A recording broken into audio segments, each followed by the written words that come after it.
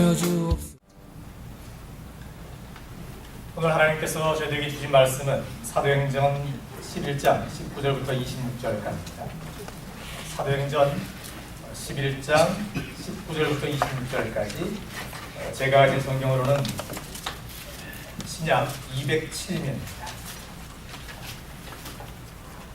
사도행전 11장 19절부터 26절까지 제가 한 절, 성도님께서 한 절 큰 소리로 받들어 읽겠습니다. 그때 스데반의 일로 일어난 환난을 인하여 흩어진 자들이 베니게와 구브로와 안디옥까지 이르러 도를 유대인에게만 전하는데 그 중에 구브로와 안디옥의 몇 사람이 안디옥에 이르러 헬라인으로 말하여 주 예수를 전하니 주의 손이 그들과 함께 하시니 수다 한 사람이 믿고 주께 돌아오더라.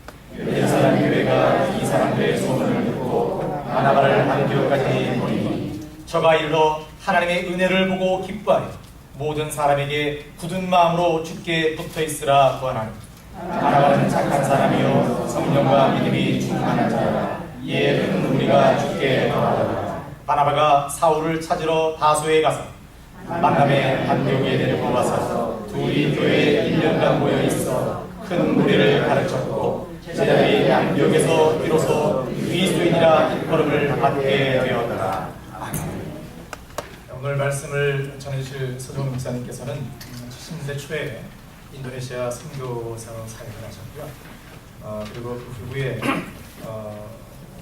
한국에는 광나루 장로의 신학대학이라고 이렇게 했습니다. 그 장로의 신학도 예장 통합입니다. 교수를 역임하시고 총장을 역임하시고 또 미국에 오셔서 미주 아닌 장로의 신학대 총장을 역임하셨습니다. 부족한 종일 예수의 제자로서 하나님 있는 자녀로서 어떻게 살아야 되는지 그 삶에 대해서 많이 가르쳐 주셨던 은사님이십니다. 제가 이렇게 모시게 되어서 너무 감사하고 총장 목사님 나오실 때 저희들이 큰 소리로 할렐루야 하면서 인사드리겠습니다. 이게 목사님 개척교회라서 그렇습니다. 연습을 안 해봐. 다시 한번 큰 소리로 할렐루야 하겠습니다. 할렐루야!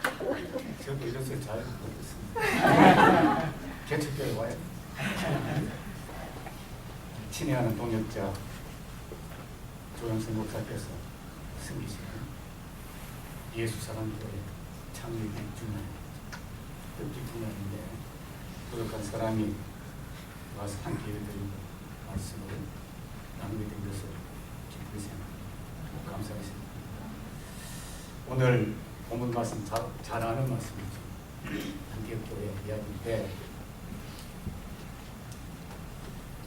피난교회죠. 이민자들 교회죠. 근데 처음으로 그리스도인이라 칭함을 받은 귀한 교회입니다. 교회라는 것은 건물이나 제도가 교회가 아니죠. 본질이 아니죠. 사람들이 교회 본질인데 그리스도인들의 모임, 그 모임이, 그 공동체가 교회입니다. 그게 어디 있든지. 저는 정 목사께서 그렇게 잘했다, 1년 됐다. 그래서 지하 어떤 컴컴한 데서 읽어드리는 줄 알았어요. 와보고 놀랐습니다. 이렇게 깨끗하고 참 좋은 근무에서 일을 드리고 참 여러분이 보기를 생각하고 다 그건 중요한 것이 아니고 우리가 진정한 그리스도의 사람들입니다. 공동체는 그것이 핵심이라 생각합니다.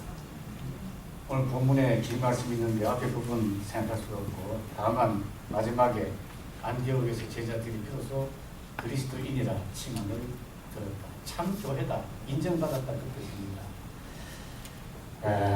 예수 사랑교회 진정한 그리스도인들의 모임으로 성숙하고 전진할 수 있기를 진심으로 바랍니다.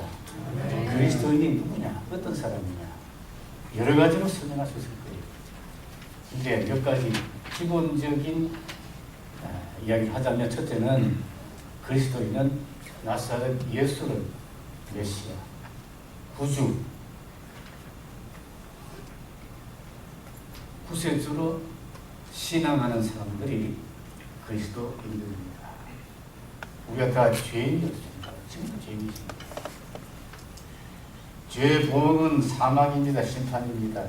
근데 아까 우리가 찬송한 것처럼 그리스도의 십자가의 보혈이 우리의 죄를 정결케 했고, 그것을 믿는 우리를 속죄해 주셨고, 구원해 주셨고, 영생을 우리에게 약속해 주셨습니다. 그걸 믿는 사람이 그리스도입니다. 그 속죄와 영생의 은혜를 누리는 사람들이 그리스도.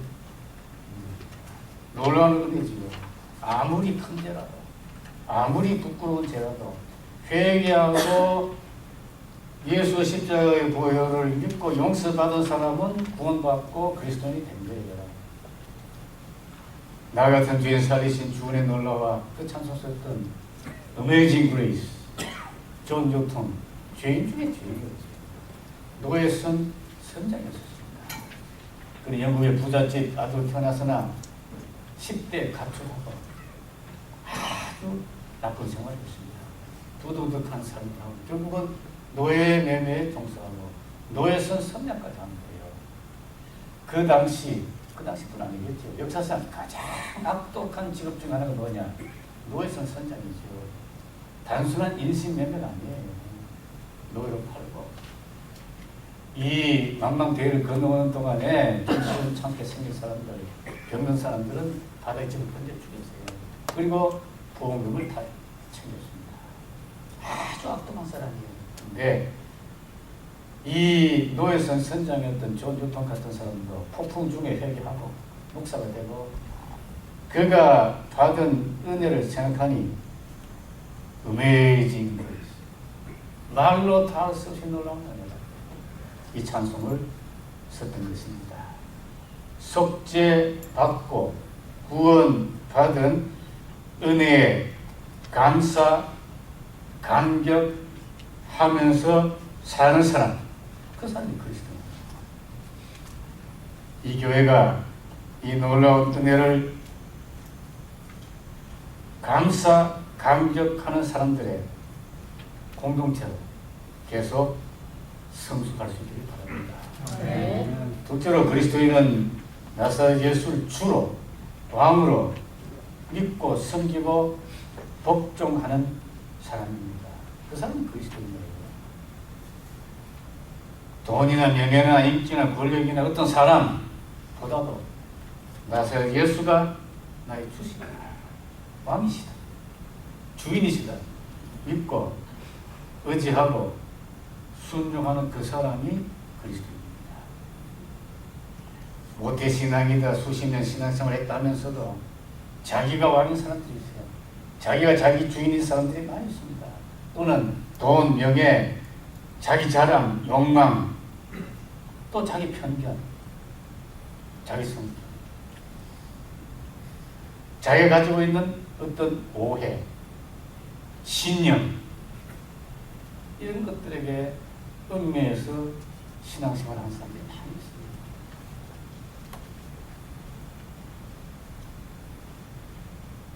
우리가 잘 아는 어거스틴이라는 위대한 그리스도인의 한 말 가운데 우리의 뜻이 이루어지지 않더라도 그리스도를 갖는 것이, 그리스도를 잃어버리고 우리의 뜻이 이루어지는 것보다 낫다. 그게 신앙생활이지. 근데 교회 안에 모태신앙이다, 수십 년 신앙생활을 했다, 목사다, 전도사다, 장로다, 권사다, 집사다 하면서도 자기의 뜻이 자기의 뜻대로 이루어지면 교회가 손해가 되든 그리스도가 잃어버려지든 불명예 설게 돼도 상관없는 그런 태도로 사는 사람들이 복잡했습니다. 여러 해 되었습니다. 우리 풀러 신학교를 졸업한 어떤 목사님이 책을 썼어요. 바위에서 나오는 물, 생수 그런 제목의 책인데요. 이분은 수십 년 동안 많은 예수 믿는 사람들을 상담했어요. 상담. 수많은 사람들을 상담했어요. 그런데 이분이 발견한 사실이 있는데 그것은 뜻밖에도 수십 년 신앙생활 한 사람 가운데 마음속에 상처가 많고 다른 사람 원망하고 영적으로 무기력한 아무 힘도 없는 그런 사람들이 교회 안에 너무너무 많다는 것이죠. 왜 그럴까? 이 사람들에게 공통점 하나가 있었어요. 뭐냐 하면 자기 중심적 문제 해결 추구시 혹은 위주의 신앙생활을 하는 것이 공통점이죠.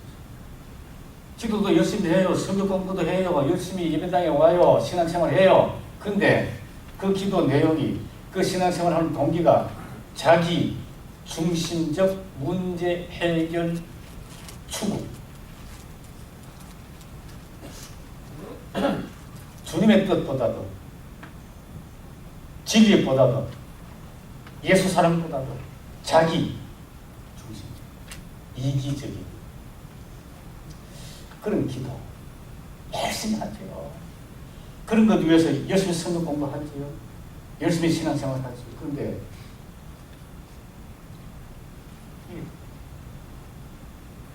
기본적인 동기가 틀린 거예요.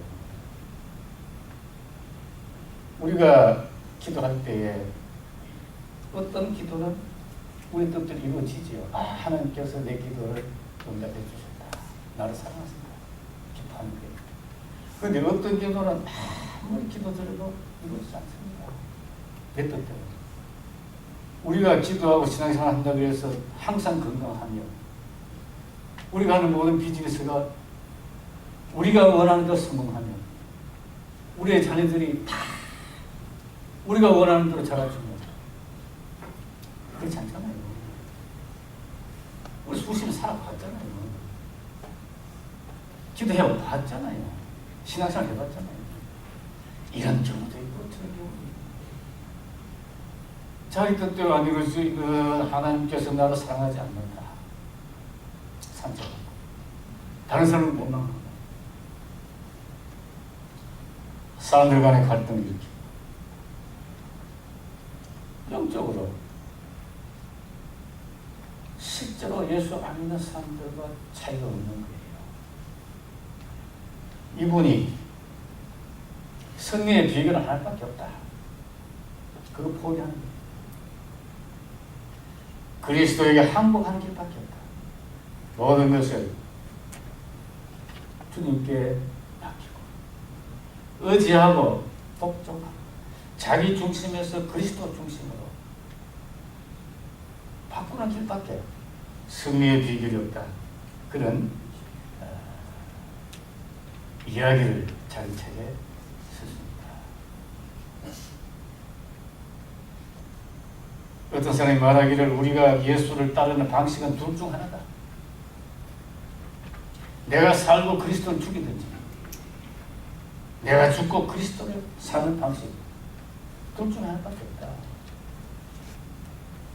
순종이냐 불순종이냐 둘 중 하나인 것입니다. 그래 바울은 나는 날마다 죽는다고 했잖아요. 그리스도인은 나서 예수를 왕으로 주로 의지하고 순종한 사람들입니다. 이 교회가 그런 진정한 그리스도인들의 모임으로 날마다 해마다 성숙해가기를 바랍니다. 셋째로 그리스도인은 예수 그리스도의 인격을 모방하는 사람입니다. 예수님께서 나를 따르라 하셨어요. 사도 바울은 내가 이 그리스도 예수를 본받는 자 된 것 같이 너희는 나를 본받아라 권면했었습니다. 날마다 그리스도의 성품을 닮으려고 힘쓴 사람 그가 그리스도입니다. 역사상 가장 그리스도와 유사한 성품을 가진 사람들이 여러 사람 있었죠. 그 중에 한 분, 아시시의 프란시스코 같은 사람입니다. 아까 예배 시작할 때 있었던 이 화면을 보면 십자가에 달리신 그리스도의 모습 화면이 있습니다. 이 종교개혁 이후에는 우리 프로테스탄트 교회에서는 이 달리신 모습을 붙이지 않죠. 부활 성취하시다고 해가지고 가톨릭 교회 옛날부터 있었던 십자가에는 그리스도가 달리신 모습이 있죠. 이 프란시스코가 젊은 때는 신실한 그리스도인이 아니었어요. 부잣집 아들로 기사, 나이트, 말을 타고 칼을 차고 갑옷을 입고 이렇게 하는 이런 것이 이 사람의 이상입니다. 자기 동네 성 다미아노의 교회에 달려있는 십자가에 달리신 그리스도를 묵상하기 시작했어요. 저분이 누군가? 어떤 분인가? 십자가에 달리신 그리스도에 대한 그의 체득은 이런 몇 가지였어요. 저분은 그의 패배로 위대한 세속적인 의미에서 저분은 한 번도 다른 사람들에게 이기려고 하지 않았다. 그 진리와 정의와 이런 문제가 아닌 한 그는 늘 양보하고 저주한다. 셀피시한 분이 아니다. 셀레스한 분. 그래서 저분은 그의 패배 때문에 위대한 십자가도 세속적으로 보면 패배고 영적으로 보면 승리지만 둘째, 그의 상처가 아름답다. 십자가에 달리신 피투스는 뭐가 아름답습니까? 창이 찔리고 못 받지. 피와 물이 흐르는 그 처절한 처참한 그 모습이 뭐가 아름답습니까? 그러나 이상하게도 아름다운 분입니다. 왜? 다른 사람을 위해 받은 상처입니다. 자기 자신의 고집이나 이익이나 야망이나 탐욕 때문에 받은 상처가 아니고 다른 사람을 위해서 구원하기 위해서 받은 상처이기 때문에 아름답습니다. 셋째로 저분은 모든 사람을 예외 없이 사랑합니다. 원수까지. 넷째로 저분은 자기에게 오는 사람에게 항상 진정한 평화를 주시는 분입니다. 나도 저분처럼 살겠습니다. 대가를 지불하고 결과에 개의치 않고 그래서 우리가 아는 성 프란시스코 그런 삶을 그가 살고 있습니다. 어떤 작가가 그렇게 말했어요. 프란시스코는 감히 예수님처럼 살려고 시도한 사람입니다. 감히. 러시아 공산혁명을 일으켰던 레닌이 죽을 때 그의 침상에 모였던 신부 부하들에게 했던 말이 기록되어 있습니다. 내가 만일 아시시의 프란시스코 같은 사람 10사람만 있었더라면 내가 이상하는 러시아를 건설할 수 있었을 것이다. 교회를 폐쇄하고 반신적인 공산혁명을 주도했던 레닌이 죽을 때 아시시의 프란시스코를 그려했던 그런 사람 10사람만 있었더라면 내가 이상하는 러시아를 건설할 수 있었을 것이다.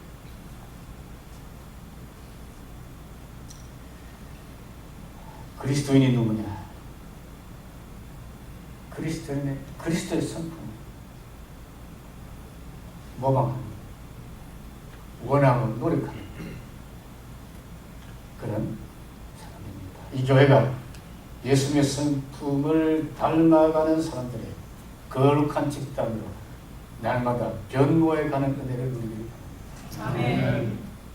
마지막으로 그리스도인은 예수가 우리의 그리스도이시고 왕이심을 증거하는 사람입니다. 교회는 전임 공동체입니다. 로마서 10장에 보면 누구든지 예수를 주로 시인하면 입으로 시인하면 구원을 받는다 그랬어요. 믿지 아니하는 일을 어찌 시인할 수 있느냐? 듣지 못한 일을 어찌 믿을 수 있느냐? 전파하는 자가 없이 어찌 들을 수 있느냐? 누군가가 이야기해줘야 증거해줘야 듣고 믿고 입으로 시인하여 구원을 받는다. 그리스도인 증인입니다. 예수님께서 제자들에게 마지막에 하신 말씀이 네가 이 모든 일이 증인이다. 십자가 부활. 보고들은 내게 배운 것 너희들이 증인이다.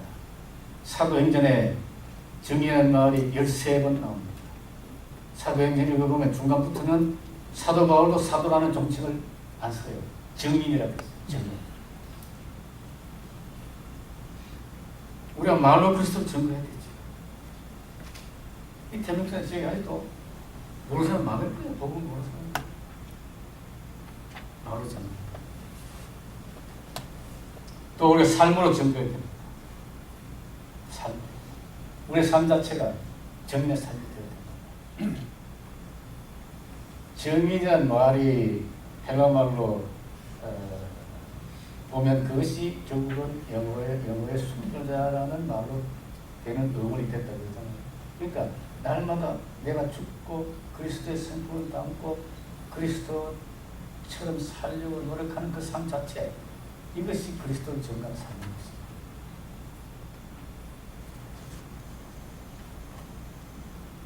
삶으로 증거한다. 여러분의 교회 이런 것 같은데 예수 사랑을 증거할 수 있느냐? 저는 이 여러분의 교회 이름을 보면서 우리 모든 그리스도인들 다 그렇지만 그런 특별히 예수 사랑 교회, 여러분은 엄청난 멍에를 메고 있는 예수 사랑, 엄청난 멍에를 메고 이 교회가. 제가 장신대 명예총장인데 이사에서 교육기를 제가 절대 안 한다 그랬어요. 나 못한다. 더 이상 장신대 멍에를 제게 메어주지 마십시오. 나 이렇게 자유롭다. 자유롭게 살고 싶다. 예수 사랑교회. 이건 자유롭지 않습니다. 엄청난데요. 여러분이 의식적으로 노력해야 되지. 근데 예수 성품을 닮아가는 그 과정 속에서 우리의 무의식적 은행까지 예수 사랑이 표현돼요. 이 교회가 진정한 예수 사랑 교회 더 지는 것입니다. 네.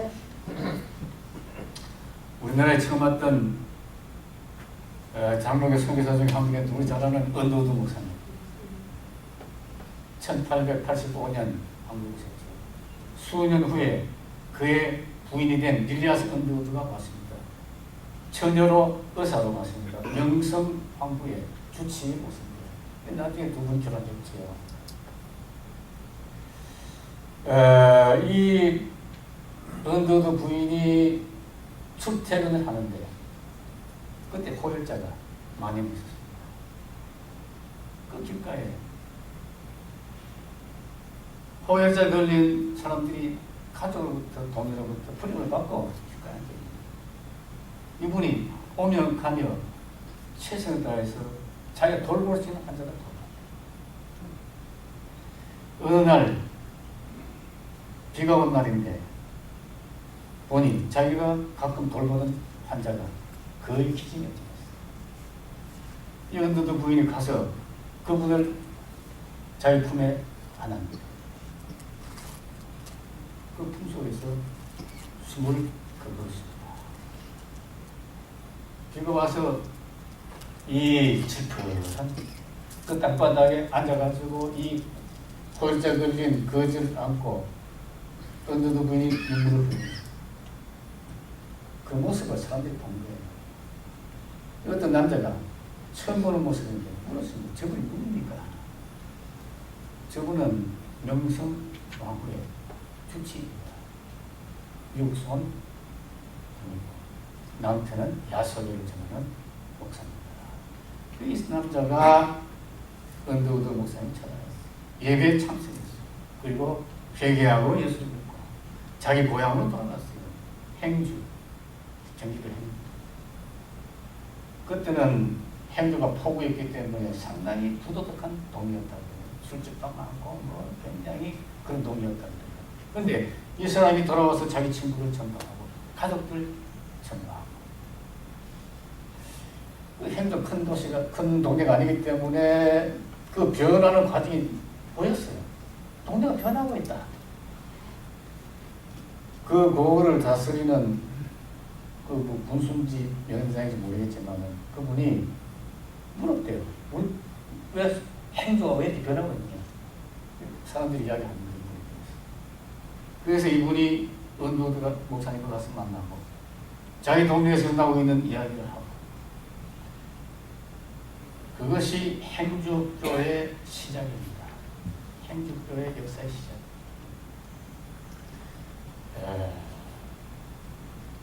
그 거지를 안고 눈물을 흘리는 그 모습은 무슨 연기를 하는 게 아닙니다. 진정성,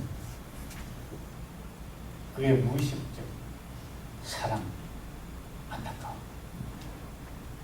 긍휼히 여기는 마음, 그렇게 표출됩니다.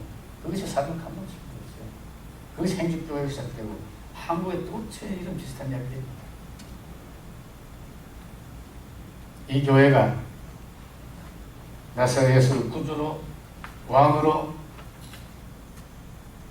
믿고 그분의 성품을 닮아가고 그분을 증거하는 증인들의 공동체로 활기가 충만한 그리스도인의 공동체로 성숙하고 성장하고 전진하기를 진심으로 기원합니다. 테미큘라 지역에 진정한 그리스도인 공동체가 하나 있다. 기쁜 소문을 제가 들었습니다. 기도하십시오. 하나님 아버지, 2년 전에 주님의 거룩하신 뜻 가운데 이 교회를 시작하시고 지난 1년 동안 성숙하고 전진해 오게 하신 것을 감사합니다. 내일 모레 또 남은 이 교회 역사 위에 하나님 함께해 주셔서 진정한 예수 그리스도의 공동체로 성숙하고 전진케 해 주시옵소서. 저희를 온전케 하시는 우리 주 예수 그리스도의 이름으로 기도드리옵나이다.